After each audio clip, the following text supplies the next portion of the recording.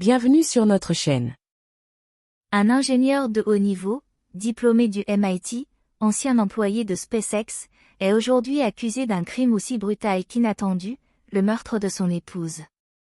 Samuel Whitmore, 34 ans, originaire du Maine, aurait tué sa femme, Margot Whitmore, 32 ans, dans la maison de ses parents à Redfield.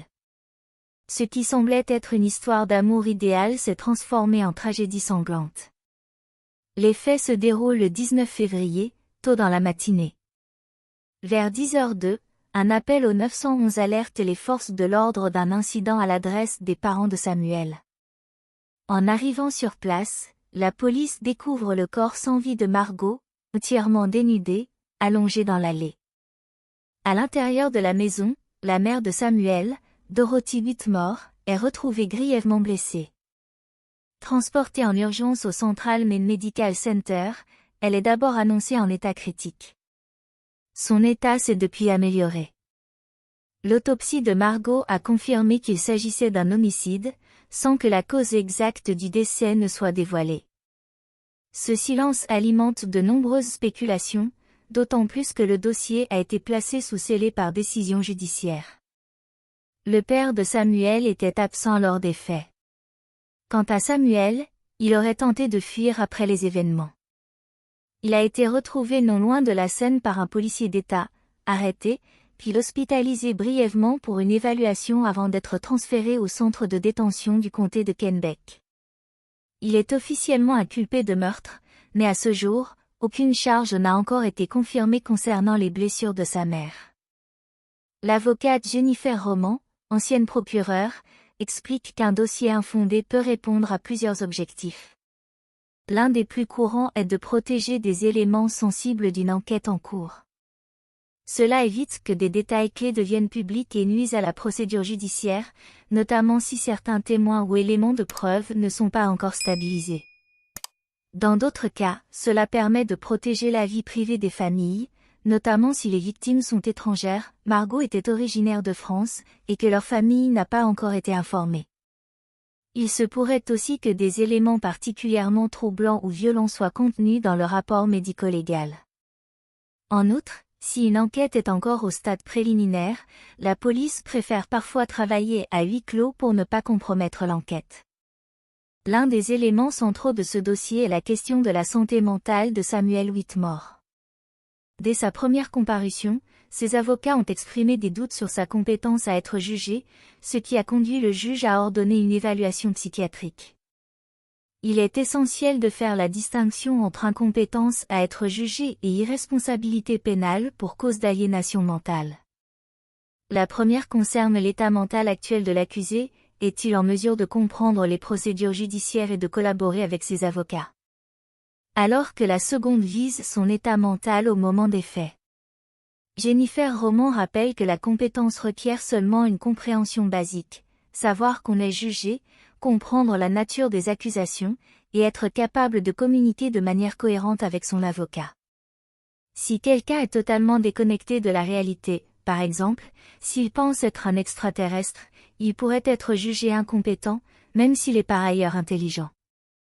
Un élément troublant renforce les soupçons de troubles mentaux. Quelques mois avant le drame, Dorothy Whitmore, la mère du suspect, avait publié une tribune dans un journal local plaidant pour l'adoption de lois de type « Red Flag » dans le Maine. Ces lois permettent à des proches de demander le retrait temporaire d'armes à feu à des personnes dont la santé mentale présente un risque. Cette prise de position pourrait suggérer qu'elle s'inquiétait pour l'état psychologique de son fils. Cela alimente la spéculation selon laquelle une arme à feu pourrait avoir été utilisée. Néanmoins, les autorités n'ont confirmé ni l'existence ni la nature de l'arme du crime. La brutalité de cette affaire contraste fortement avec l'image que renvoyait le couple sur les réseaux sociaux. Samuel et Margot s'étaient mariés en septembre 2023, après avoir voyagé ensemble autour du monde. Ils avaient notamment traversé le Pacifique à bord d'un voilier de 50 mètres, visitant la Polynésie, la Nouvelle-Zélande, le Colorado. Les publications de Margot sur Instagram témoignaient d'un amour sincère, d'un esprit d'aventure, et d'une grande complicité entre eux. Samuel, diplômé du MIT, avait travaillé comme ingénieur en système avionique chez SpaceX. Son profil LinkedIn dépeint un professionnel accompli, passionné par la navigation, les technologies et l'innovation. Son arrestation, sa tentative de fuite, et son comportement désinvolte lors de la photo d'écrou, où il sourit, contrastent violemment avec cette image publique. L'enquête policière s'attachera à vérifier si Samuel avait un passé de violence conjugale, même si rien ne semble l'indiquer à ce jour. Il est fréquent que les homicides conjugaux soient précédés d'une escalade de comportements abusifs ou possessifs. Mais même en l'absence de signes précurseurs, certains individus peuvent exploser, sans avertissement, souvent en lien avec des facteurs psychologiques ou financiers. Samuel était récemment devenu travailleur indépendant. Peut-être faisait-il face à des difficultés financières ou à une perte de repères après ses voyages. Ces éléments, combinés à un trouble latent, pourraient avoir contribué à une perte de contrôle brutale. Au moment de la rédaction, Samuel n'a pas encore été formellement inculpé par un grand jury, procédure requise dans l'État du Maine pour les crimes graves. Ce retard n'est pas la normale, les procureurs doivent préparer un dossier solide, convoquer des témoins, et obtenir suffisamment d'éléments de preuve pour convaincre le jury d'instruction. Par ailleurs, tant que Samuel n'est pas jugé compétent, l'affaire ne pourra pas avancer vers une mise en accusation officielle.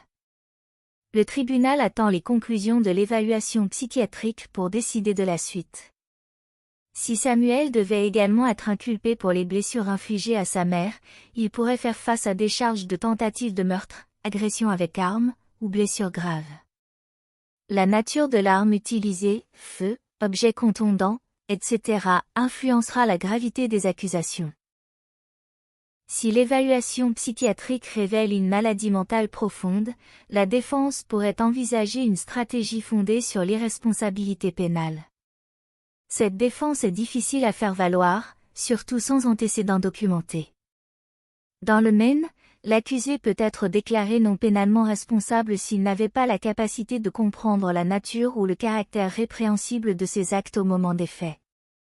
Or, jusqu'à présent, rien ne semble indiquer un long passé de troubles mentaux. Les publications structurées de Samuel, sa carrière technique brillante et ses activités complexes, comme la navigation en haute mer, jouent contre une telle défense. Plusieurs éléments restent inconnus.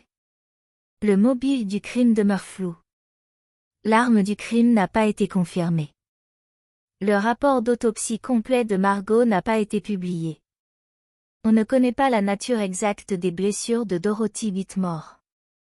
Aucune information officielle sur un dossier psychiatrique passé n'a été communiquée. Les prochains jours pourraient faire émerger des réponses. Pour l'heure, Samuel Whitmore reste détenu sans possibilité de libération sous caution, dans l'attente de la fin de son évaluation psychiatrique. Cette affaire choque autant par sa brutalité que par l'image d'harmonie qu'offrait le couple jusqu'alors. Elle soulève aussi des questions fondamentales sur la santé mentale, la dissimulation de troubles psychiques, et les limites du système judiciaire face à des individus intellectuellement brillants mais potentiellement instables. Alors que la famille de Margot attend des réponses, la justice poursuit sa marche lente, mais essentielle. Merci d'avoir regardé, j'espère que cet épisode vous a plu. Si c'est le cas, n'oubliez pas de cliquer sur le bouton « J'aime » et de vous abonner si vous voulez en entendre davantage. Pouvez-vous nous dire dans les commentaires où vous vivez et quelle heure il est dans votre pays?